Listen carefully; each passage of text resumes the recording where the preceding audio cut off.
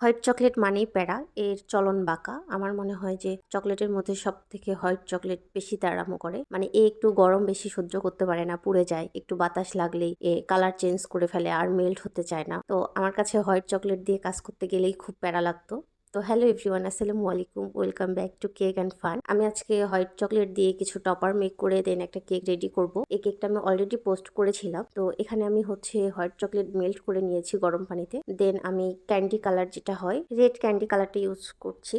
আমার একটা রেড কালারের টপার দরকার। তো এখানে আমি একটা আইসক্রিম সিলিকন মোল্ডে কিছু টপার হোয়াইট কালারই রেখেছি। আমার ওখানে একটাই টপার লাগবে আর বাকিটা রেড কালার করে নিয়েছি। দেন টপার মেক করেছি, বাট আমার কাছে সেই ক্লিপটা কোনো কারণে হারায় গেছে। মানে আমি সেই ক্লিপটা নিতে ভুলে গেছি। তো রেড কালারের যে বাকি চকলেটটুকু ছিল সেটাতে আমি একটু ক্রিম দিয়ে গানাশ করে নিয়েছি। দেন সাইডে এইভাবে ড্রিপিং দিয়ে দিলাম। আর ওই যে হোয়াইট কালারের যে টপারটা মেক করেছিলাম সেটা, দেন রেড কালারের হার্টগুলো আমি বসাই দিচ্ছি।